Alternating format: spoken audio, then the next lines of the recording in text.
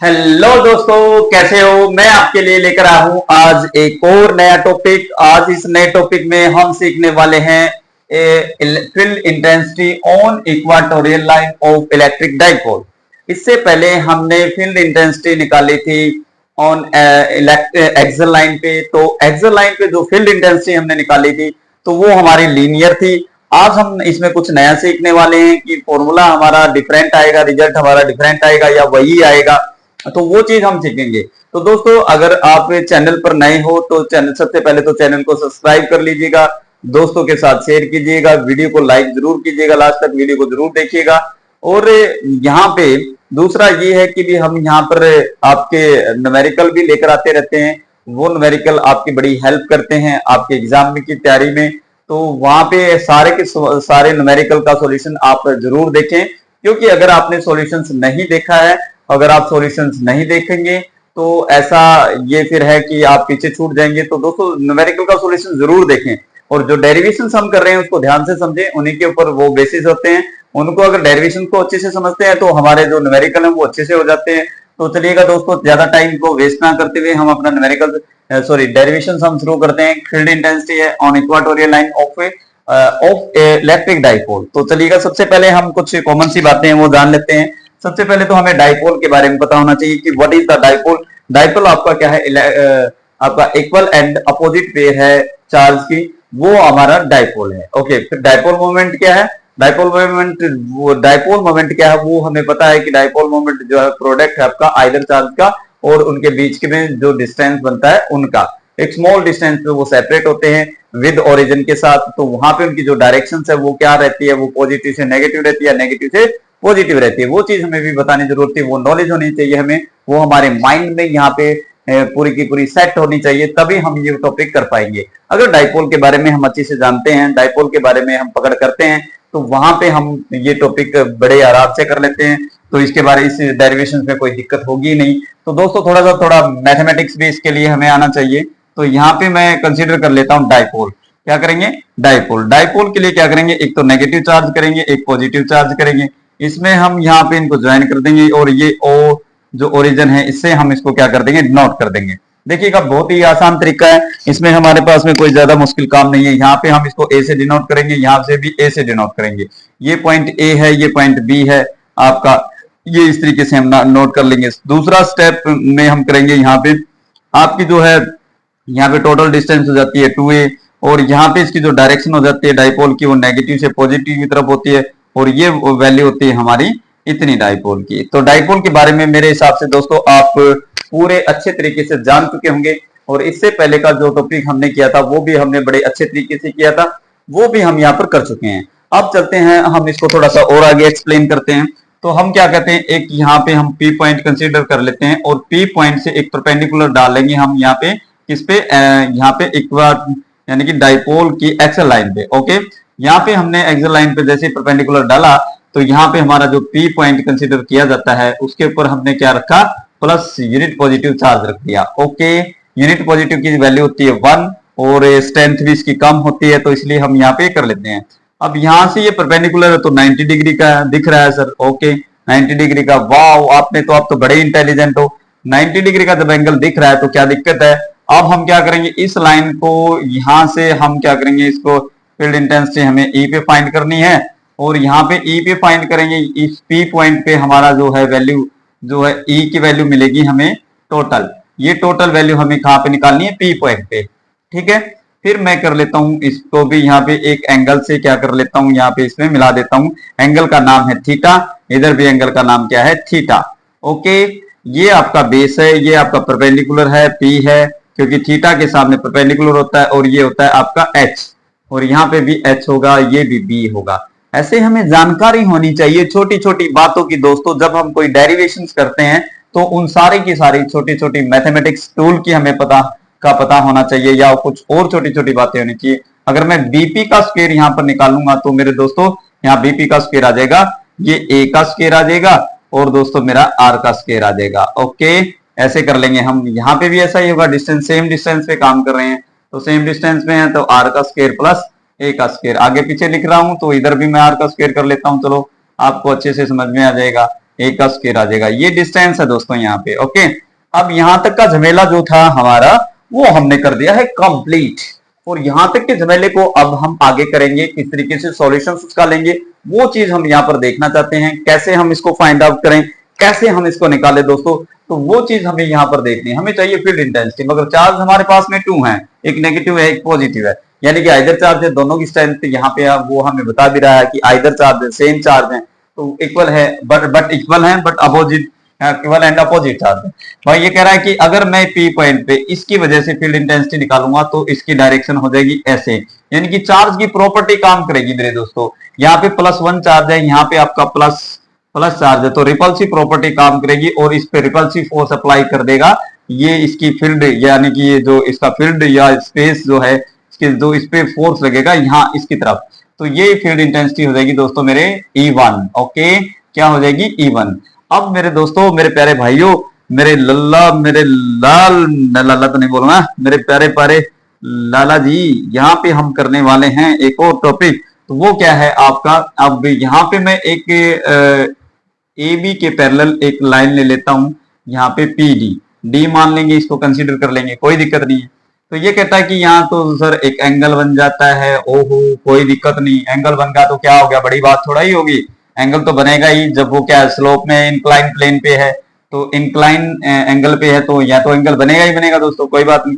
फिर मैं negative charge पे आ जाता हूँ कि नेगेटिव चार्ज की हेल्प से पॉजिटिव, ये पॉजिटिव चार्ज है, नेगेटिव चार्ज है, तो ये क्या करेगा, ये आपका अट्रैक्टिव करेगा। ओके ठीक है, यहाँ पे ये आपका आ जाएगा E2 आ जाएगा। देखना कितने आराम से हम निकाल रहे हैं, कोई दिक्कत ही नहीं हो रही हमें तो। अरे वाह, हम अच्छे से समझ भी रहे हैं। ये भी थीटा हो जाएगा, क्योंकि ये भी थी E2 जो है इस लाइन से थीटा एंगल की तरफ ही नीचे की तरफ है। ये जो है आपका ये जो ये E1 जो है ये आपका PD लाइन से थीटा एंगल की तरफ ही ऊपर की तरफ है। तो हमें अब ये ऐसा लग रहा है कि हाँ, अब हम माथे यहाँ पे हाथ रख लेते हैं और देखते हैं भगवान ऐसे इसको कैसे इसका सॉल्यूशन निकाले, इसको कैसे डेरिवेशन करें, ये चीज तो समझ में नहीं आई। इतनी सारी चीजें अगर आप समझ गए तो अब इसका जो है डेरिवेशन करना बहुत ही आसान हो गया है। कैसे है देखिए, अगर हमने 2 रेक्टेंगल कंपोनेंट रिजोल्व करने सीख रखे हैं, देखिएगा दोस्तों, हमारे पास में अगर कोई एक वेक्टर होता तो मान लीजिए हमारे पास में E1 वेक्टर है और यहाँ पे ये है, तो ये कहता है कि ये जो वैल्यू आ जाएगी हमारे पास में थीटा बन रहा है। ऐसी ही कंडीशन हमारे यहाँ पे बनी है, ये एक्स एक्सिस है, ये हमारा वेक्टर है, और यहाँ पे मैं कंसीडर कर लूं अगर वाई एक्सिस पे, तो यहाँ पे मैं डाल लूं वाई एक्सिस, ये वाई एक्सिस हो गया और ये एक्स एक्सिस के अलोंग काम कर रही है, ठीक है दोगी। तो क्या ये जो ये पोर्शन है यहाँ से यहाँ तक का लेके, क्या ये पोर्शन ऐसा ही नहीं दिख रहा आपको, दिख रहा है? तो इसी चीज से हमें करना है कि हम यहाँ परपेंडिकुलर डाल लें, 90 डिग्री का कर लें, तो पीबी के एस से कर लेंगे, क्या दिक्कत है। यहाँ पे एच एच बी, तो ये साइन थीटा था, ये कोस थीटा था, ये टेन थीटा था, तो हमें ये साइन थीटा चाहिए, कोस थीटा चाहिए, तो ये क्या आ जाएगा, ये तो हमारा आ जाएगा परपेंडिकुलर वाला E1, क्या आ जाएगा E1 साइन थीटा, और ये जो है हमारा पोर्शन, ये जो यहाँ का, ये आ जाएगा मेरा E1 कोस थीटा, ठीक है। फिर उसके बाद में मेरे को E2 पे चलता हूं मैं, E2 भी ऐसे ही काम कर रहा है, 2 रेक्टेंगल कंपोनेंट में, इसको भी रिजोल्व करना पड़ेगा। तो ये इसके लिए आ जाएगा E2, ये साइन थीटा आ जाएगा, और यहाँ पे जो इसके लिए एक और आ जाएगा E2 कोस थीटा आ जाएगा। देखा कितना आसान तरीके से कर रहे हैं। कैलकुलेशंस ये करनी है, कैलकुलेशंस अगर आपको समझ में जाती है तो दाएं बाएं की चीजें तो आप लिख ही दोगे, इतने तो आप अच्छे बच्चे हो, इंटेलिजेंट हो, कोई दिक्कतबाजी है ही नहीं इस चीज को लेकर। तो बस ये समझना है, तो कैलकुलेशंस को अच्छे से समझना है। ओके, तो फिर हमारे पास में कहता है कि जो ये एक तो ये कंपोनेंट और एक ये नीचे की तरफ कंपोनेंट, ये दोनों अपोजिट हैं, ध्यान से देखेंगे, ये भी अपोजिट, ये उधर की तरफ काम कर रहा है, ये नीचे की तरफ काम कर रहा है, तो अपोजिट होने की वजह से ये कैंसिल हो जाएंगे और इनके ऊपर हम काम नहीं करेंगे मेरे प्यारे भाइयों, इसके ऊपर भी काम नहीं करेंगे। अब कहता है कि ये जो लाइन है, ये जो हमारी पीडी है, पीडी के अलोंग कौन कौन से हमारा कंपोनेंट काम कर रहा है, E1 कोस थीटा भी काम कर रहा है, E2 कोस थीटा भी काम कर रहा है, यानी कि सेम डायरेक्शन में काम हो रहा है हमारा।